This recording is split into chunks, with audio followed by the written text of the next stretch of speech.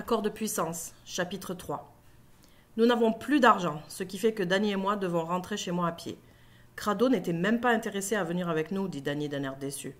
Il était occupé, dis-je. Ouais, t'as vu ses bottes? C'est quoi ça? Peut-être qu'il est un fouleur de raisins professionnel, dis-je en haussant les épaules. Est-ce qu'il ne faut pas porter des cuissardes de pêcheur pour ça?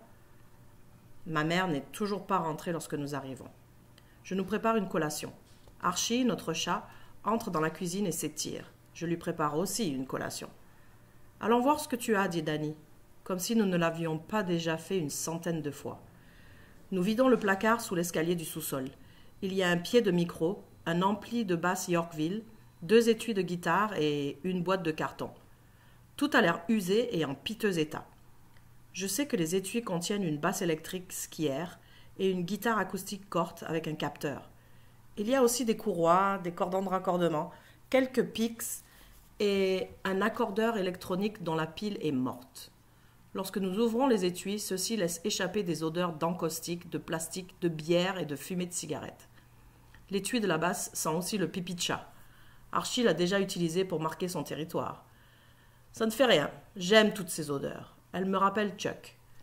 Chuck est le propriétaire de tout ce bazar. C'était le petit ami de ma mère lorsque j'avais 11 ou 12 ans.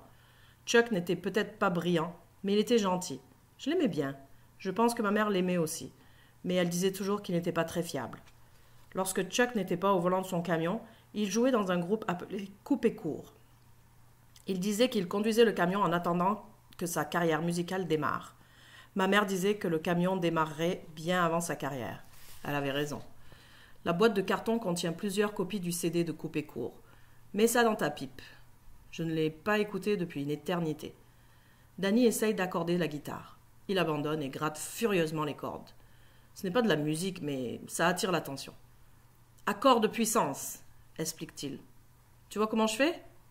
Tu maganes la guitare, dis-je. Nous entendons ouvrir la porte de la maison. Allô? Appelle ma mère. Dans le sous-sol, dis-je à voix forte. J'entends ses pas, puis ses pieds et ses jambes apparaissent dans l'escalier. J'aime bien voir les gens descendre l'escalier. Ils apparaissent graduellement, comme par magie. Ma mère porte son costume d'agent d'immeuble. Elle aperçoit le fouillis et lève un sourcil. « Demande-lui !» chuchote Danny. « Allez, demande-lui !» Plusieurs raisons me font hésiter. Je suis censée avoir de meilleures notes. Je suis censée chercher un emploi à temps partiel. Je suis censée être plus fiable. Grâce à Chuck, ma mère croit sans doute que les mots musique et fiabilité sont incompatibles. D'un autre côté, Danny et Crado vont aussi en profiter. Et de revoir la guitare me rappelle les accords et les bouts de chansons que Chuck m'a enseignés. Ça me rappelle aussi que Chuck trouvait que j'avais du talent. Mais surtout, ça me rappelle qu'il y a des filles partout qui ne savent pas que j'existe et qui ne le sauront jamais si je n'ose pas le demander. Nous voulons fermer en groupe. Est-ce que nous pourrions répéter ici? Danny s'élance en courant. Il se jette à genoux sur le linoléum et exécute une glissade vers ma mère. C'est un mouvement classique de musicien rock.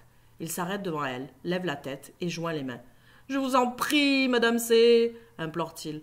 Ma mère nous regarde tour à tour. J'essaye de me donner un air sérieux et fiable. « Je m'attends à ce que tu aies des B, au minimum, sur ton prochain bulletin. » Danny sort son cellulaire et se met à tweeter.